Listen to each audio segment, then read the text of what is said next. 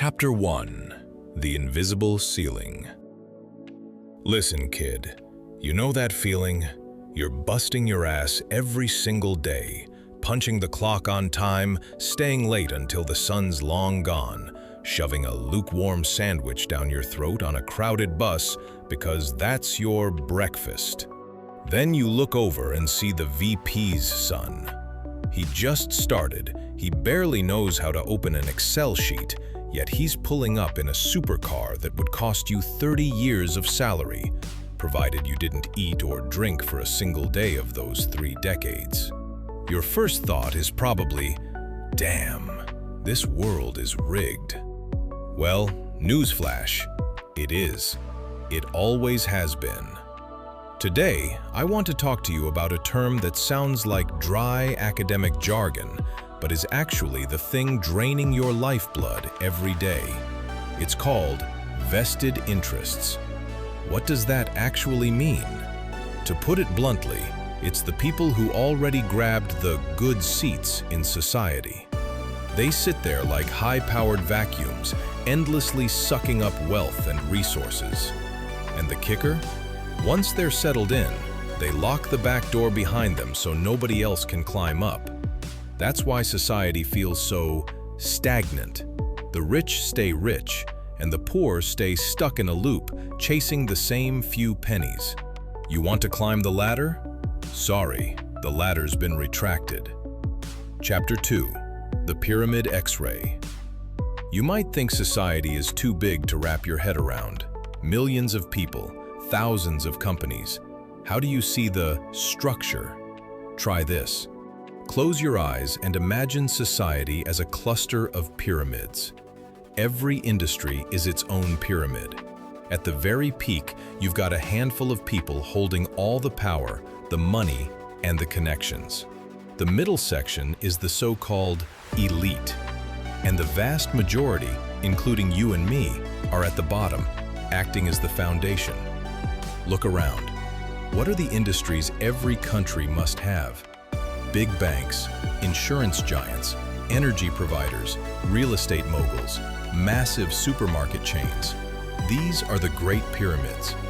Inside these structures, the major shareholders and the CEOs with 8-figure salaries are the ones at the top. And they aren't just sitting there. They are doing everything in their power to ensure those seats stay in the family. This is modern feudalism. Think about it.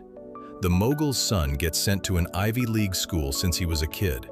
The moment he's back, he's an executive assistant at the family firm. His network, his knowledge, his resources, it's all a pre-paved highway. And you? You grind through college, send out 500 resumes, and talk until your throat is dry just to land a junior clerk position. You think you're climbing the stairs? No. You're just the guy laying the carpet so the boss's son doesn't trip. Chapter 3: The Bottom Tier Loop. For the average worker, life is a paycheck that's just enough to cover rent and groceries.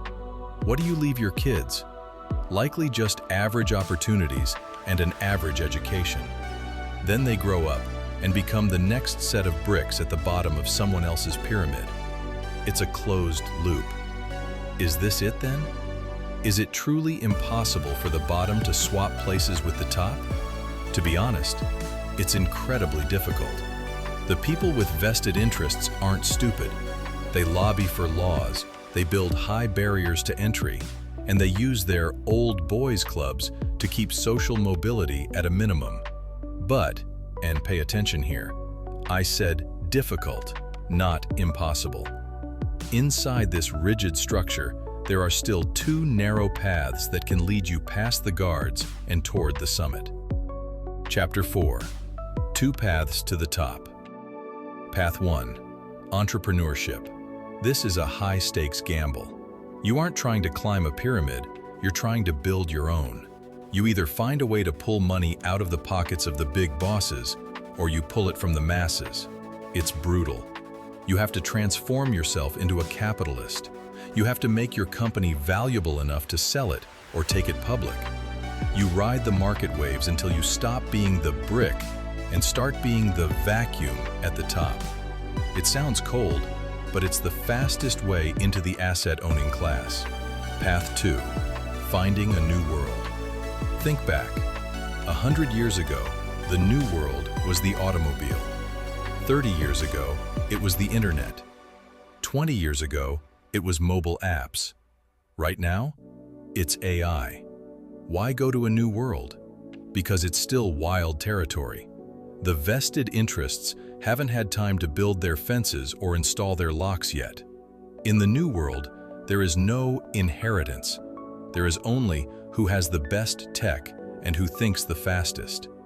Even if you start as a low-level employee, if you join a brand new industry at the ground floor, you're the one building the pyramid.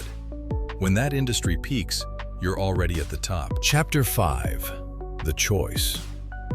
Look, kid, I'm not telling you all this to make you despair. In fact, if you're happy being a clerk at the bottom of the pyramid and you enjoy your life, there's absolutely nothing wrong with that. The meaning of life isn't measured solely by a bank account. But the question is, what do you expect from yourself? If there's a fire in your gut telling you that you weren't born to spend your life counting someone else's money, and if you want a seat at the top, your first step is to see the world for what it actually is. The world is crawling with people who have already made it and don't want you there. There are very few ways to knock them off their pedestals.